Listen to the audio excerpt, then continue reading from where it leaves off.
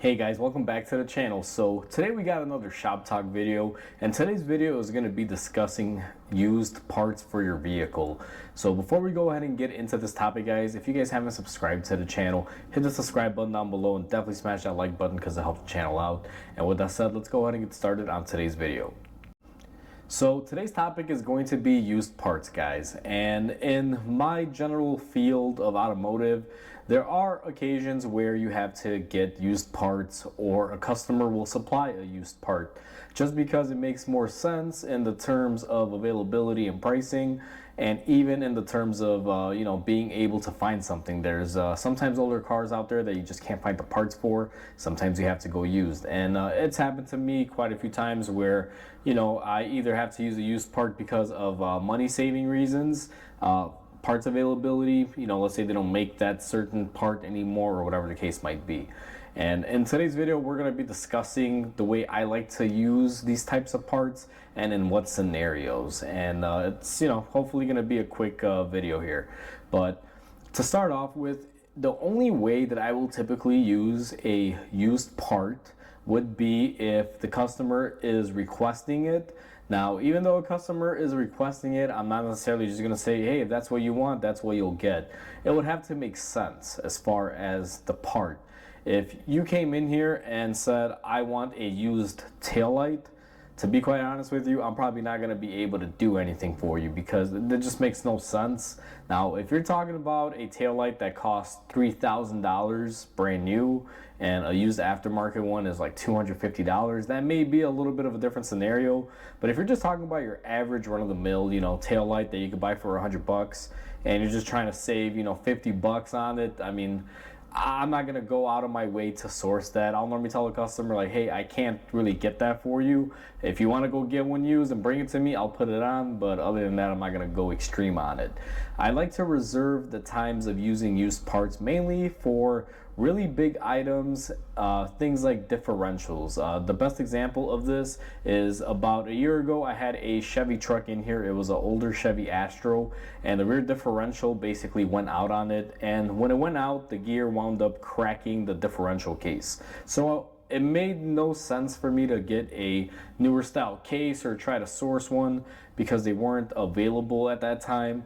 I couldn't just replace the gear sets because the actual case had cracked, so I talked it over with the customer and I told them, hey, listen, the best bet is you get this rear differential from this truck. It has around 85,000 miles on it, which is considerably less than your vehicle, and we just swap it in, change out the fluid, and you're back rolling. And in that scenario, it worked out good because I believe to try to get a differential cover or housing, I should say, with the gearing would have been close to $1,000 versus $250 for a run-of-the-mill junkyard one.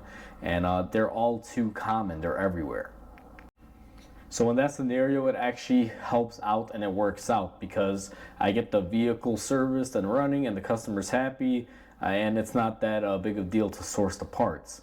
Now, if they make an available part, if I can get, let's say, a rear differential that's new and it's not going to break the bank, I'm going to leave it up to the customer. I'll tell them, hey, this is what I can find brand new. This is what you can get used, whatever you want to do. But typically, you don't really run into the whole issue of replacing the whole differential. Sometimes it's just swap out the gears, remove everything, redo it, and it's usually good down the road. So this specific situation was a little bit unique. Now, in that scenario, a used part is adequate because it's an older car. Parts may not be available or parts just may cost too much. I got a complete unit for a couple $100. Everyone's happy, and it worked out pretty well for both of us. But in that scenario, it's a must.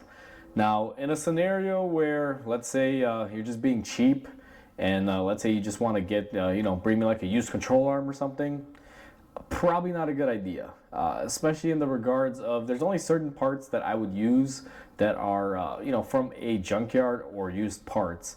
And the things that I do not like to use are anything electronic, because typically cars in a junkyard, they sit outside, they get wet, especially if it's like interior pieces, things like radios, window switches, something in the interior. All those electronics, typically I really like to go for it.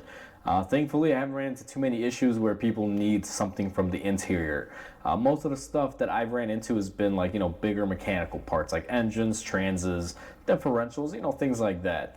So typically any sort of electronic that is inside the car that is susceptible to getting wet or anything like that, I try not to deal with it, because if I save you $50 on a window switch and I get a used one and I put that in, let's say it works for a week and then a week later it burns out, I just cost myself money and a headache. It's not worth it, because even dealing with the junkyard to get a replacement is not always the easiest thing. So in scenarios like that, guys, I typically don't even consider a used part, period. I just tell the customer, if you really want to save that amount of money and you're adamant about it, go ahead and pull out the switch or go get one used, bring it to me, because I don't want to have any liability on it. And that's how I'll work around that situation.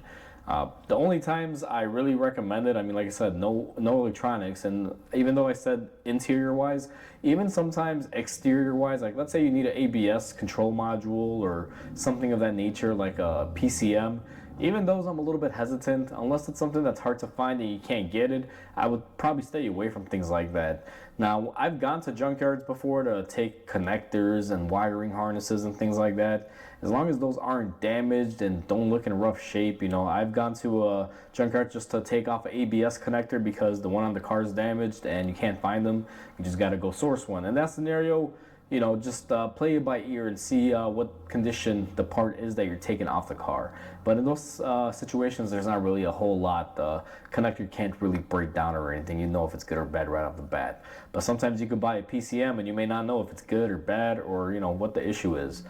So that's why I just try to stay away from most electronics from a junkyard if it's something you can avoid.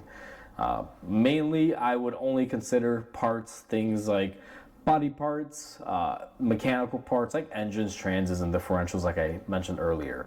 And that's just my take on it. I know there's a lot of people, I even have customers that they'll literally buy anything and everything from a junkyard. The craziest story I have is I literally had someone bring me a coil pack and used spark plugs from the junkyard, wanting to put them in their vehicle, and I just flat out refused it. It was just, it makes no sense. Like the coil pack, I can understand if you were trying to buy that from a junkyard, because they can be a little bit expensive. But spark plugs that ran in a different engine that may have a different wear pattern, and you want to take it out of one and put it into yours, stuff like that just doesn't work, guys. So I always tell people, don't be super cheap when it comes to things like that. Junkyard parts are good for, hard parts, mechanical stuff. I just try to stay away from electronics. And if you need a body part or two, things that you can assess very quickly on the condition of them. Otherwise, it's not practical to sit there and replace small little parts with used parts. It's not worth it, because the warranty isn't there to back you up a lot, and you don't know what you're getting, and it may work now and go out in a day or two. You never know what the outcome is. At least with the mechanical items, like the bigger stuff, they have a little bit of a better warranty, and if you do run into an issue, usually they do test those items and you can actually verify them before you accept them. So there's a lot of checks you can do with certain things like that. But I just wanted to make this video as a quick guide of what I usually tend to do when it comes to used parts, and how I kind of assess every situation. So with that said, guys, hopefully you guys enjoyed this video. Please comment, like, and subscribe, because it definitely helps the channel grow. Hope you guys have a wonderful day, and I'll catch you guys in the next video.